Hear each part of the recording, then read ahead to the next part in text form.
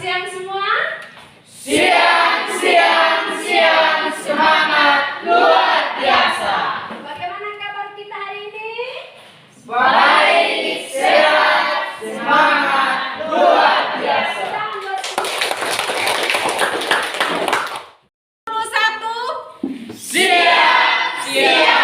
Siap. Tepuk konsentrasi. Tepuk terima kasih. Ting, tom, pington, terima kasih, jus. Saya minta satu orang pimpin kita dalam doa. Dalam nama Bapa dan Putra dan Roh Kudus. Amin. Allah Tritunggal Maha Kudus, kami mengucap syukur atas segala kebaikan dan cinta-Mu dan dalam kehidupan kami.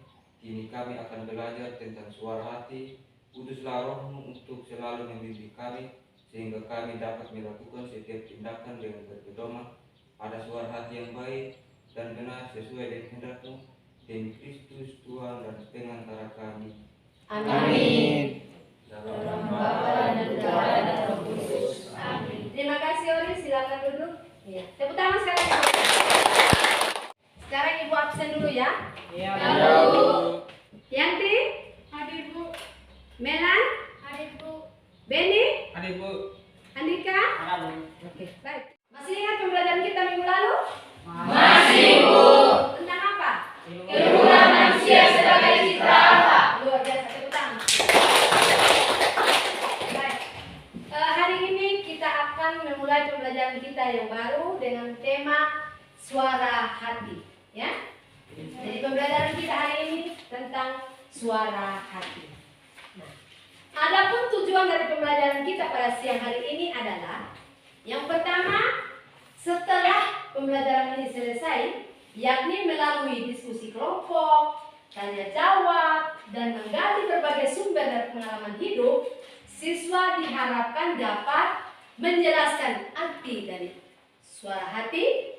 Yang kedua, siswa dapat mengidentifikasi bagaimana cara-cara membina suara hati dan juga mengidentifikasi fungsi dari suara hati serta dapat membuat refleksi bagaimana menggunakan suara hati untuk mengambil keputusan yang baik dan benar di dalam kehidupan setiap hari.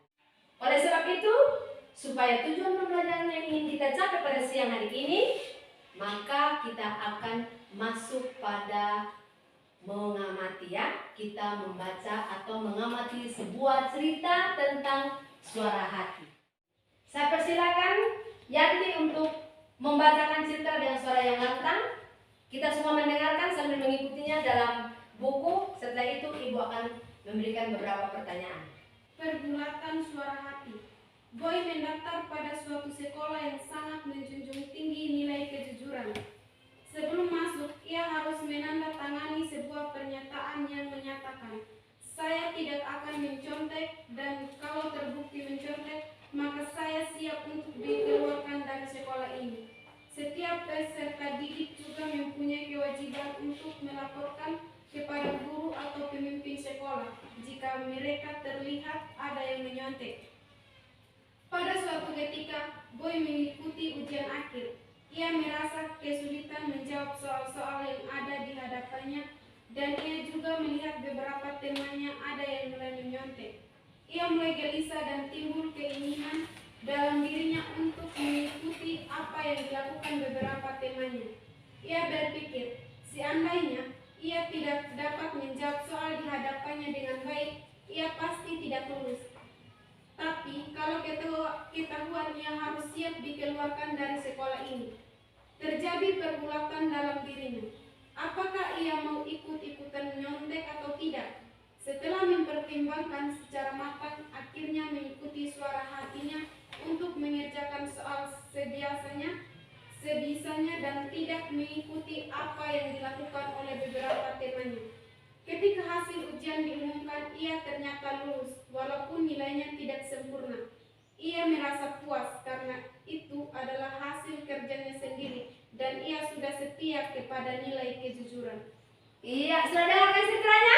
Sudah.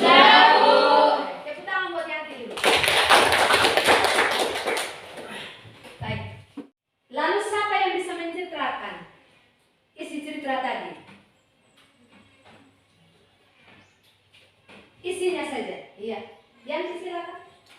Isinya adalah jika kita merasakan suara hati, kita tidak boleh mengikuti pikiran kita.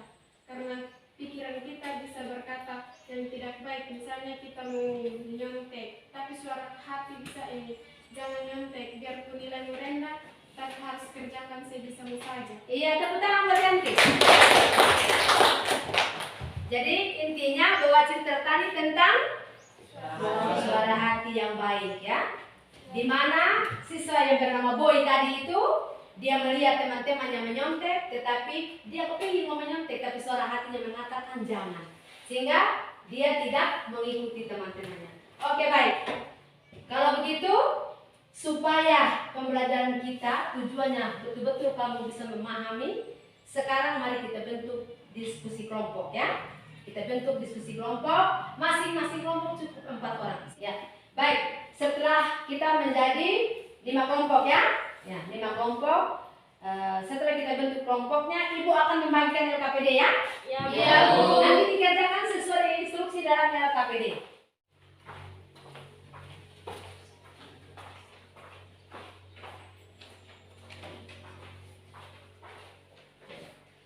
Ya, silakan lihat di LKPD situ ya. Ada pertanyaan-pertanyaan yang Ibu sudah sertakan dalam LKPD ya. Di dalam LKPD dikerjakan secara kelompok, tulis nama kelompok dan nama anggota kelompok ya. Lalu tulis kelas, semester, hari dan tanggal serta tema pembelajaran kita pada siang hari ini. Bisa? Bisa, Bu. Silakan dikerjakan 5 menit dari sekarang. Kalau pertanyaannya tidak jelas bisa ditanyakan ke Ibu.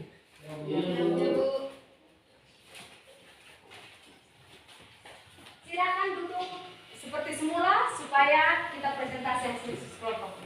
Pada saat kelompok 2 mempresentasikan hasilnya, kelompok lain silakan mendengarkan. Kalau memberikan saran atau mau menambahkan, silakan ya. Semua harus aktif karena Ibu akan menilai keaktifan, tanggung jawab, kerjasama di dalam kita melakukan pembelajaran. Oke, siap. Silakan kelompok 2. Terima kasih atas waktu yang diberikan kepada kelompok 2.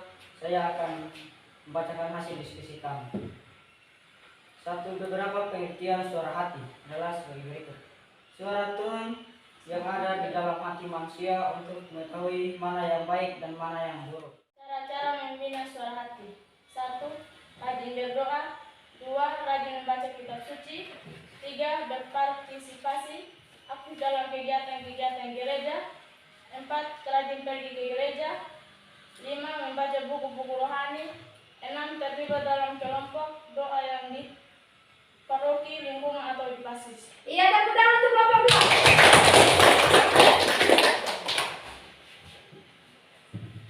Ya, tepuk tangan.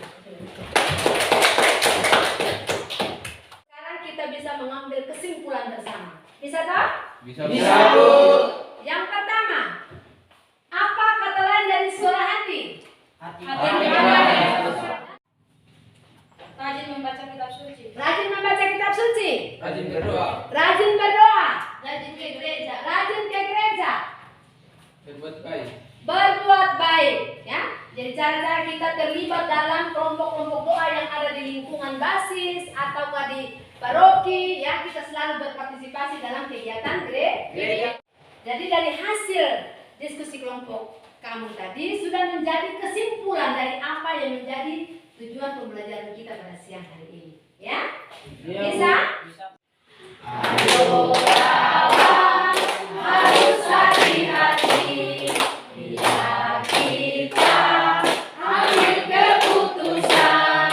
Karena itu pakai suara hati supaya kita selalu benar dan tepat. Oke, teman-teman. Ibu akan memberikan tugas untuk dikerjakan di rumah. Nanti minggu depan sebelum memulai pembelajaran kita yang akan datang, kita akan mengumpulkan tugas-tugas itu ya. Tuliskan sebuah cerita pribadimu. Bagaimana melakukan tindakan yang sesuai dengan suara hati yang benar dan tepat. Dengan berakhirnya tugas yang Ibu berikan, maka berakhirlah pembelajaran kita. Terima kasih untuk perhatian dan kerjasama kita. Selamat belajar. Sampaikan salam ibu kepada orang tua. Dan sebelum kita kembali, saya mohon satu orang lagi pimpin kita dalam doa. Dalam nama Bapa dan Putra dan Roh Kudus. Amin. Bapa dalam surga, kembali kami mengucap syukur dan berterima kasih atas tuntunanmu selama pembelajaran kami ini. Ajarilah kami agar senantiasa bertindak dan bersikap menuruti suara hati yang kau kehendaki, sehingga kami pun dapat mengambil keputusan secara benar dan tepat dalam hidup ini. Terpujilah namamu kini dan sepanjang masa. Amin. Dalam nama Bapa dan Putra dan Roh Kudus. Amin. Terima kasih Katrin, tepuk tangan. Baik, sekian pembelajaran kita. Sampai jumpa pada minggu depan ya. Iya.